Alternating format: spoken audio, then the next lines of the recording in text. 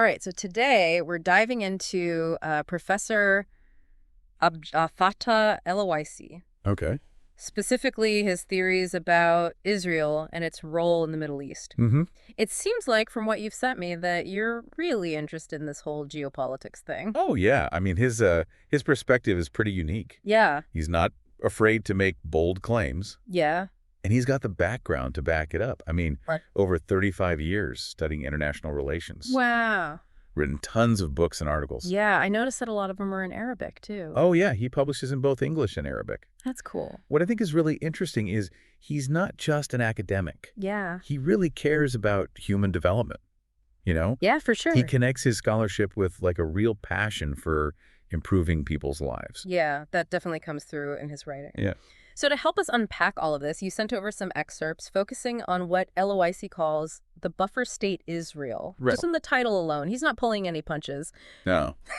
He even uses some pretty strong language, like cancer and expiration date, when he's talking about Israel. Right. So how do we even begin to understand what he's trying to say here?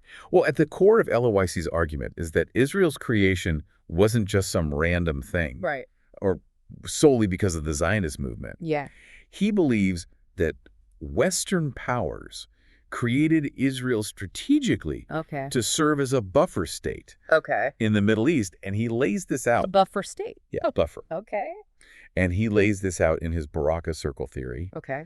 where he argues that regional powers, they always want to keep a balance of power. So he's saying that Israel was like intentionally planted there, Yeah. like a strategic chess piece in a much larger game. Yeah, that's a great way to put it. Okay. He even goes so far as to suggest that there was a specific timeline involved, Okay. which he calls a timeline of catastrophes. Catastrophes. Yeah, That's pretty strong language. it is. What exactly are these catastrophes he's talking about?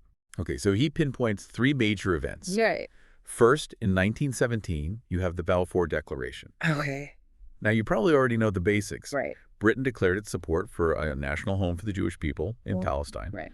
But El-Awaisi sees this as the first step Okay. in separating Palestine from the rest of the Levant, Okay. which set the stage for creating a separate entity in the region. So that's the first catastrophe, the planting of the seed, so to speak. Right. What happens next? Then 30 years later comes what he calls the second catastrophe. Okay. 1947, 1948. This is when the UN partition plan for Palestine was adopted, Yeah. and it led to the establishment of Israel. Right. El-Awaisi believes that the creation of Israel was the result of decades of strategic planning Wow. by Western powers. And he uses the term catastrophe very deliberately. I mean, signifying the impact it had, especially on the Palestinians. Exactly. He doesn't sugarcoat the consequences. Yeah. But it doesn't stop there. 20 years after Israel was established, 1967, Yep. comes what he calls the third catastrophe, Okay. the Six-Day War. Right. For El-Awaisi, this cemented Israel's position as a major power in the region, Yeah. especially with all the territory they gained. Okay, so I'm seeing a pattern here. Yeah. 30 years between the first and second catastrophes, and then 20 years between the second and third. Right. It's almost like a countdown. Yeah. El-Awaisi even points out this numerical pattern in his writing. He does. What does he make of it? Well, it's hard to say for sure. Yeah. Some people might see it as a coincidence, Yeah. but El-Awaisi suggests there's like a deliberate pace to these events. Almost like a calculated plan. Yeah, like a plan unfolding. Over decades. Yeah, over decades. So by 1967, the buffer state of Israel is firmly in place, Yeah. according to his theory. Mm-hmm. But this timeline of catastrophes has got me wondering, Yeah. what happens next? Does it just stop there? No, not at all. This is where El-Awaisi's theory gets even more interesting. Okay. He argues that after this third catastrophe, a countdown begins. Hold on. Yeah. So he's suggesting that this buffer state has an expiration date. In a way, yes. But it's a little more nuanced than that. Okay. To understand his thinking, we need to look at what he calls the Amman theory. Okay. This is about how power shifts over time and how systems that seem stable Yeah. can actually become vulnerable. This is where it gets really interesting. It does. But before we jump into the Amman theory, Okay. tell me what events or historical markers Yeah. does El-Awaisi point to that suggest this potential end of the buffer state? He focuses on a couple of key developments. Okay. First, there's the First Intifada, Right. which started in 1987, Yeah. 20 years after the Six-Day War. El-Awaisi sees this Palestinian uprising as a direct result of this whole buffer state strategy. Okay. And it's a sign of growing resistance. Resistance to the buffer state. Yeah, exactly. Yeah. And this connects to his Amman theory, how... Well, it shows how even a seemingly stable buffer Yeah. can actually become a source of instability. Okay. The Intifada, according to El-Awaisi, exposed the tensions and the contradictions of the whole buffer state concept. So the buffer is becoming less of a buffer. Right. And more of a flashpoint. Yeah, that's a good way to put it. Okay. And there's another development he highlights. Let me guess. Something happens about 30 years later You following that pattern. got it. He points to the period around 2017, 2018 Okay. as potentially marking the beginning of the buffer state's decline. Wow. So he's saying that major shifts are happening right now. Yes, Right in front of us. right now. What exactly does he see happening? Well, that's what we need to unpack next. Okay. It involves looking at how global power is shifting, Okay. how people are becoming more aware of their own agency, and how even these long-held geopolitical strategies can be completely overturned. This is fascinating stuff. It is. Okay, so before we move on to El-Awaisi's Amman theory and what he sees happening in the region today, Right. let's just quickly recap the key points. Sounds good. So far, we've established that El-Awaisi's theory suggests that Israel was strategically created as a buffer state Yes. by Western powers. Right. And he points to these three key events or catastrophes, evidence of the strategy unfolding over time. Exactly. And what's really interesting is he suggests this buffer state has an expiration date. He does. And that we might be seeing the beginning of its decline right now. It's possible. To understand why he believes this, we need to dive deeper into this Amman theory. Yes. And how it all fits together. Absolutely. And that's where things get even more interesting. Yeah. Stay with us, folks. So before we get into what El-Awaisi believes is happening in the region today, let's dig a little deeper into this Amman theory you mentioned. Yeah, this is the part that really piqued my curiosity.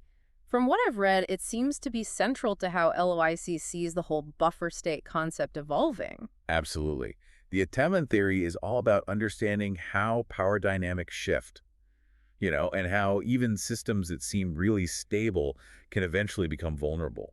It's about how the seeds of change are often planted long before we actually see their effects. Okay, so how does this apply to the buffer state? It sounds a little abstract. Well, think of it this way. A buffer state is only effective as long as it maintains a certain balance of power. It's like a shock absorber meant to prevent major conflicts. But what happens when that balance shifts? What happens when the forces it's trying to contain become stronger? Or when the buffer state itself becomes a source of tension? Then the whole system starts to break down. Exactly. And that's what El-Awaisi believes is happening with Israel. He argues that the very presence of the buffer state has created new dynamics in the region. It's fostered resentment, fueled resistance movements, and ultimately led to the erosion of its own effectiveness. So the buffer is becoming less of a buffer and more of a flashpoint. That's a good way to put it. And this is where the first Intifada comes in. El-Awaisi sees it as a pivotal moment, a sign that the buffer state was no longer serving its intended purpose. It showed that the Palestinian people were not passive actors in this geopolitical game. They were actively resisting the very system that had been imposed upon them. And this resistance, in El-Awaisi's view, is driven by a growing awareness among the Palestinians. Almost like a collective awakening fueled in part by education and access to information. Exactly. And this is where El-Awaisi's passion for human development comes into play. He believes that education is a key factor in empowering people to challenge the status quo and demand change. He sees the Intifada as a manifestation of that empowerment, a rejection of the buffer state concept itself. Okay, so the Intifada, according to El-Awaisi, demonstrates how a buffer state can actually breed instability. It disrupts the very balance it was meant to preserve. But he also suggests that something significant happened around 2017-2018. What did he see happening during that period? This is where things get really interesting. El-Awaisi points to a confluence of factors that he believes are further weakening the buffer state system. One is the rise of new power players in the region like Iran, which are challenging the traditional balance of power. So it's not just about internal pressures within Israel and Palestine anymore. It's about a changing regional landscape. Precisely. El-Awaisi argues that the buffer state concept was designed for a particular geopolitical context, one that is rapidly becoming obsolete. The old rules of the game are no longer applying. So the buffer state is becoming squeezed from multiple sides, internally by Palestinian resistance and externally by shifting regional power dynamics. Yes, and there's another crucial factor at play. The global information revolution, El-Awaisi, argues that the internet and social media have empowered people across the region, particularly younger generations, to connect, share ideas, and organize in ways that were never possible before. So he's saying technology is disrupting the traditional power structures, making it harder to control narratives and maintain the status quo. Exactly. He sees this as a major catalyst for change, one that is accelerating the decline of the buffer state model. And remember, all of this is happening against the backdrop of El-Awaisi's Amman theory, the idea that seemingly stable systems can eventually become vulnerable to disruption and transformation.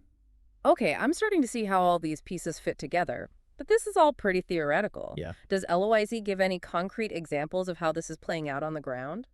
He points to several developments that he sees as evidence of this shift. One is the growing disconnect between the policies of Western powers and the realities on the ground in the Middle East. He argues that Western governments are clinging to outdated models of intervention and control, failing to recognize the new dynamics at play. So he's saying that Western powers are out of touch, stuck in a Cold War mindset while the world has moved on. That's a simplification, but it captures the essence of his argument. He believes that Western powers are increasingly unable to dictate the course of events in the region. This is all incredibly thought-provoking, but it also begs the question. If El-Awaisi believes the buffer state system is in decline, what does he see as the alternative?